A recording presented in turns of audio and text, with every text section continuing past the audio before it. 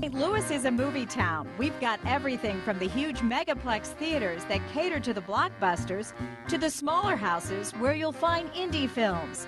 You'll find me at both.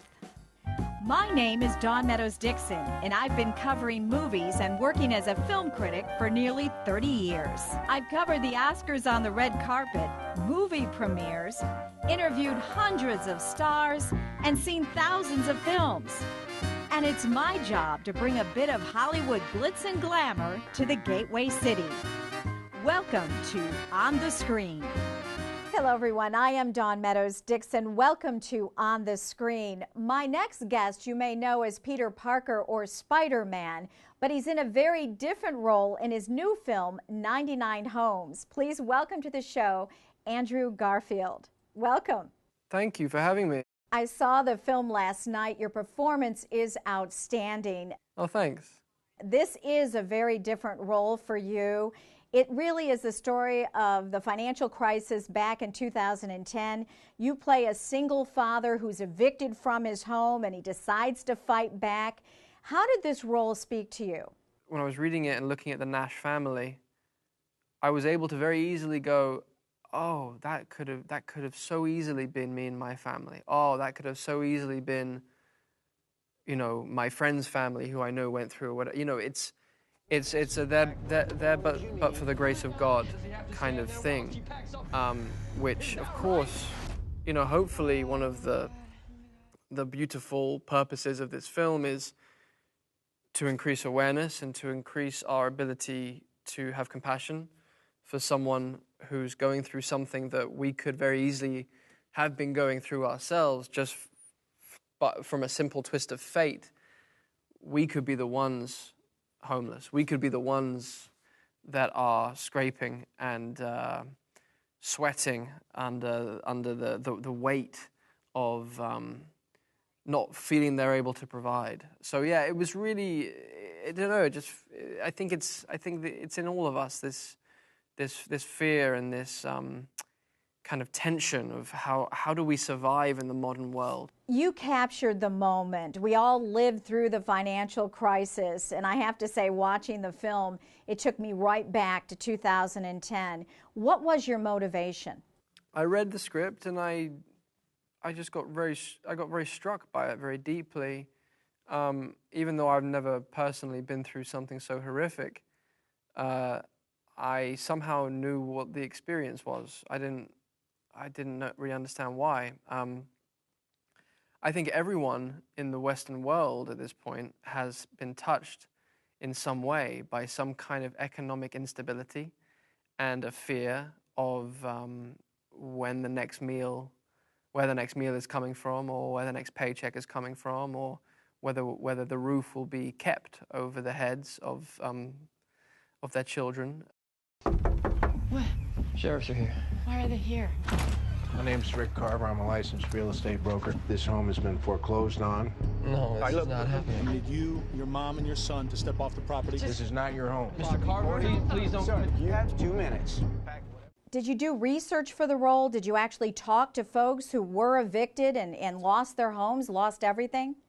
Oh yeah, I spent a couple of weeks in Florida, in Orlando specifically, with a bunch of families who have been through this very thing and maybe, you know, are still going through it. And, you know, I was really nervous because, you know, you don't want to pry into someone else's life. But very quickly, each family was very open with me because I think they were still processing the situation that they had been put through. And I really think they wanted someone to hear it. Andrew, you, of course, gained national recognition playing Spider-Man. How did that change your life? Oh, in a lot of ways, you know. But I think if you're lucky, every day something happens that changes your life. The Spider-Man thing just happened to be a long day. It was a 5-year day. That was a good day. It was a great day, you know, not without its trials, like any other. But yeah, it was a very you know, balanced experience of of all the things, you know, that you hope life will be. So yeah, no, I'm so grateful for it, and it opened my eyes to a lot of things. It showed me stuff about myself. It showed me stuff about, you know, the kind of stories I want to tell, and you know, how I like to work, and how important it reminded me, and kind of really hit home to me how vital storytelling is, and how vital it's been since the dawn of man, since the dawn of you know, consciousness. I understand your next role is with the great director Martin Scorsese. The film is called Silence. What was it like to work with him? We finished filming that a few months ago. It was a really wonderful experience, and you know, he is who he is, and he doesn't disappoint. He's a master, and I can't believe that it's ever gonna. I can't believe we made it. It's just bizarre. It's one of those surreal, dreamlike experiences. So I'm really, you know, very proud to have been involved in something so, you know, of him. You know, he's very passionate about it. Well, thank you. We look forward to that film. Thank you for your time. Your performance just outstanding in 99 Homes. We've been talking with Andrew Garfield, the star of the new film 99 Homes, and we'll be back with more On the Screen right after this. I'm a teacher. Let me tell you what I make. I make learning a privilege, not a chore, and frustration a tool, not an obstacle. I make working hard seem easy and giving up impossible. I make an old subject feel like a fresh thought and unconventional methods common. I'm a teacher. I make more. Hello, everyone, and welcome back to On the Screen. I'm Dawn Meadows Dixon. Two films open in St. Louis. The first, Truth, a drama starring Academy Award winner Cate Blanchett, and the second, Rock the Kasbah, a comedy starring Bill Murray. What do these two films have in common? Well, both are the retelling of real stories. Here's a look at my reviews. The President of the United States may have gone AWOL from the military. He never even showed up. Truth is the newsroom drama detailing the 2004 CBS 60 Minutes report investigating then-President George W. Bush's military service. Tonight, we have new information on the President's military service. Here's to a great story. Days before the election, Rathergate, as it was referred to, was the investigation into whether or not President Bush avoided being drafted into Vietnam. That investigation eventually cost anchor Dan Rather and producer Mary Mapes their jobs. Our story was about whether the president fulfilled his service. Nobody wants to talk about that. They want to talk about fonts and forgeries. And the film stars Academy Award winner Cate Blanchett as producer Mary Mapes and Robert Redford as Dan Rather. This was the directorial debut for James Vanderbilt, who wrote the film along with Mary Mapes based on her memoir. There is already Oscar buzz surrounding Cate Blanchett's performance. They do not get to smack us just for asking a question. They want to talk to your source. No, it's bad.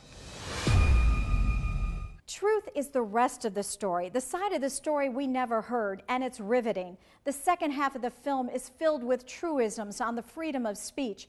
And as a journalist and a news junkie, I was drawn into Cate Blanchett's passionate portrayal of Mary Mapes. So much so, I nearly yelled, "You go, girl." You know, it's important for us to hear both sides of the story to make informed decisions. And for that reason, this is a film well worth your movie dollar. I was a rock tour manager, and this is what I'm supposed to do. I'm supposed to tour with my act. To Afghanistan? Loosely based on a real story, Rock the Kasbah is a film about a down-on-his-luck music manager who discovers a teenage girl with an extraordinary voice while on a music tour to Afghanistan.